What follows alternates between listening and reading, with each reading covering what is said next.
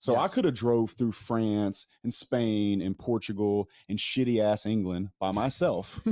Okay. And I do hate fucking England. And so I could have done that alone and it would have been beautiful, but it would not have been a good time. Just like the first time I saw cocaine, we were in Five Guys. None of you were doing it, but it was craziness at Five Guys Burger. Yes. And that experience of the soccer rally would not have been the same. I look over, there's a guy on another table, not sitting with us, literally does cocaine. Like the whole thing was crazy. Welcome to England, the shithole.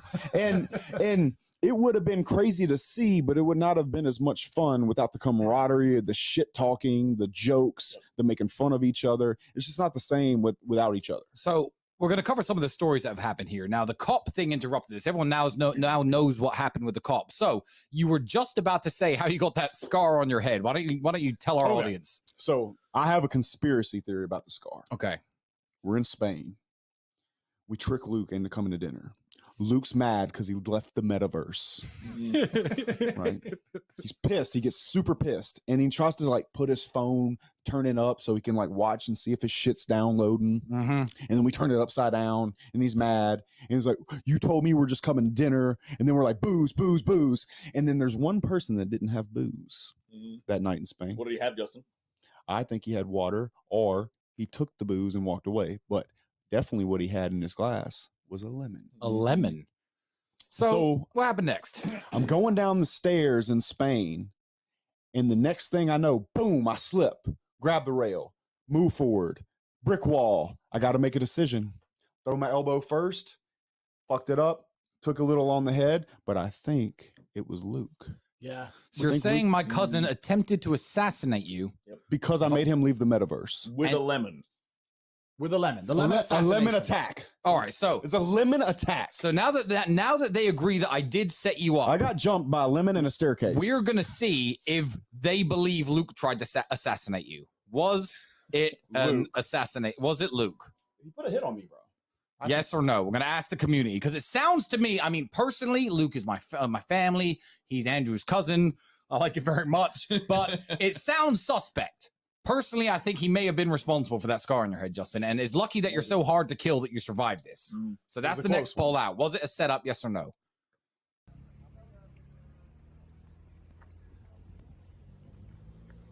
It's the eggs, isn't it?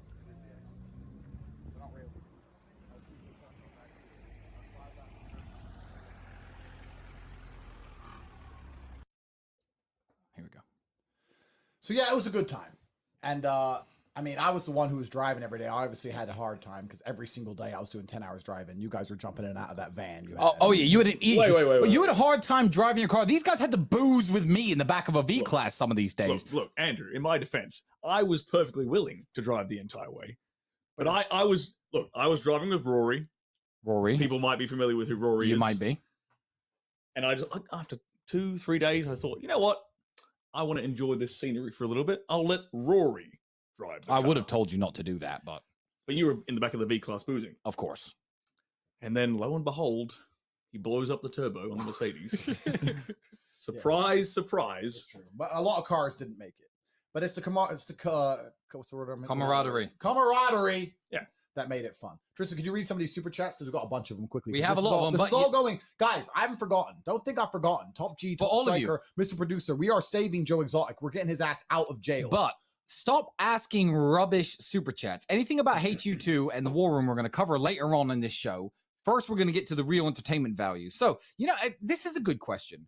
Tips on raising daughters so they don't end up 304s, prostitutes, on the pole, OnlyFans, etc. Most men I know don't have daughters for these reasons. I'll chime in very quickly and I'll say, one, I have recruited, I think, although you've worked with a lot, more girls into, I guess, the adult entertainment industry than anyone else. I really have. And the one type of girl I couldn't recruit were girls with rich parents. Oh, do that for money. I don't need money. My family's rich.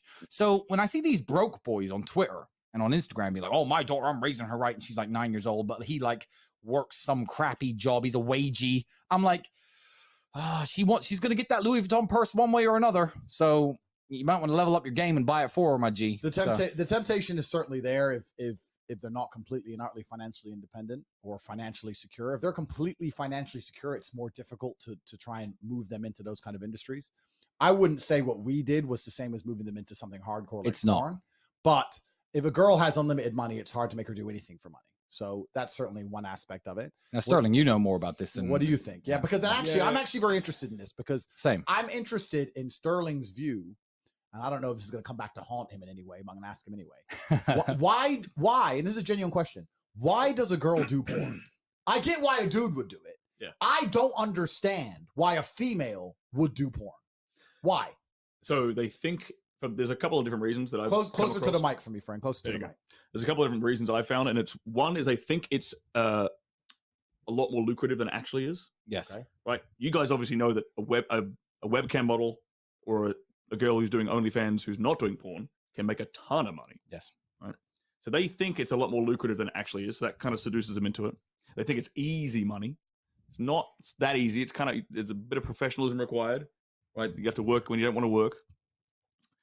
Another thing I've seen a lot of is there's a lot of kind of payback reasons, like getting back at the ex-boyfriend, getting back at dad.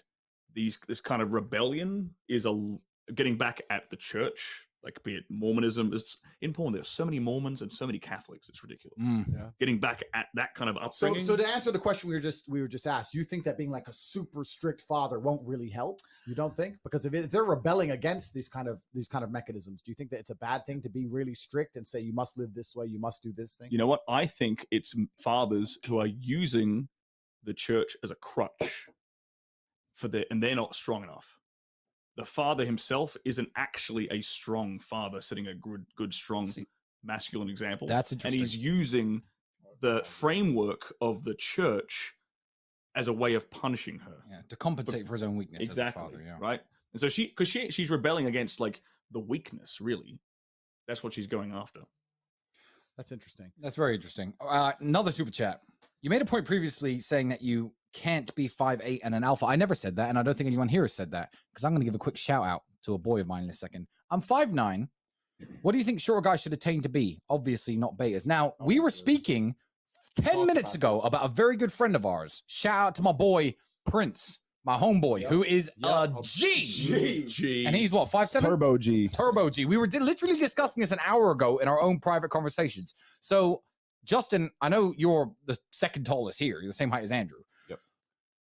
So I actually have a really strong opinion about this because I think a lot of guys give up at like 5'8", 5'9", 5'10", all this bullshit. Bro, listen, if I was 5'8", living in Indiana today, I would go to the gym, get a good job, handle my fashion, handle fitness, handle all these different things. And look, you will be, I like to say, happier than a dog with 2 dicks with your 3'7" girlfriend. You don't need a 10. Plus, I'll tell you another thing about a 10. There's shit to be around. They're hard work. You could have 3 10s and 3 7s in Indiana and probably be just as happy or if not more happy than if you had 3 10s. And 3 7s is 21 anyway, so that's better than most dudes with a 10. Yeah, with your King Ranch Ford. Quit fucking crying. Do it, bro. Because most any men would take 3 girls that were amazing to them, want to be around them all the time. And like, dude, being short is not a reason to quit at all. And Prince is a great example of that. He is. Because he's not tall, but he has literally maxed out everything from fitness, fashion, style. He does stuff for me. Yeah, he's a in business. Yeah. Bro, he's a war room guy. He's truly legit. He's a shining example of the short guy that's a pussy. He is screaming "fuck you" by his actions. Yep. But he is not crying about it. Yeah, correctly. But another way to view the world, it's just a wrong way to view the world. Every man understands you shouldn't be complaining about things you cannot change. You have to play the cards you're dealt. Yeah. I can't be a cowboy, right? Justin's a cowboy, right? I can't be an Australian. Sterling's an Australian. I can't be a dickhead. Tristan's a dickhead. you have to accept your role and you have to play it, right? Yep. To be born a certain height and then to sit there and go, what do I do? I'll tell you what you do. You become the best version of yourself, just like everyone else does. We're all born, okay, let's say we were all blessed with height at this table. We still had to become the best version of ourselves. If I was only 6'3" and didn't achieve any of the other things I've achieved, none of you would be watching this podcast right now. True. Nothing about the height is in and of itself enough value for me to be a valuable man. As a man, you build your value. You are born with the cards you're dealt. Sure, it'd be ideal. Look, I'd love to be 7 foot tall. I'm not. So it's the same argument. You can only become the best version of yourself, and to sit there and to constantly complain about it is a feminine frame. If you're 5'2", you need to become rich, strong, well-connected, and funny and charismatic and interesting and witty. If you're 6'4", you need to become rich, strong, well-connected. It's the same game. So to sit there and complain about it is asinine. In fact, asinine is the word of the day. Asinine is the word of the day. Now, Sterling, this is the first time ever in Romania a fan has come up to you and recognized you. And what did you say? A guy, after he left, a guy came up and spoke to you today, and this is on the height issue and maximizing your stats. Well, as soon as he left, you said about the fact he's handsome and tall and all these so he was good looking dude, handsome, tall, full head of hair, but he was, if I'm being honest, scrawny, bad fashion, bad haircut. He had, you said it, God's given him all these tools, advantages, and he hasn't taken advantage of He's folding on a handful of aces. He's got 4 aces, he's folding them. But all of you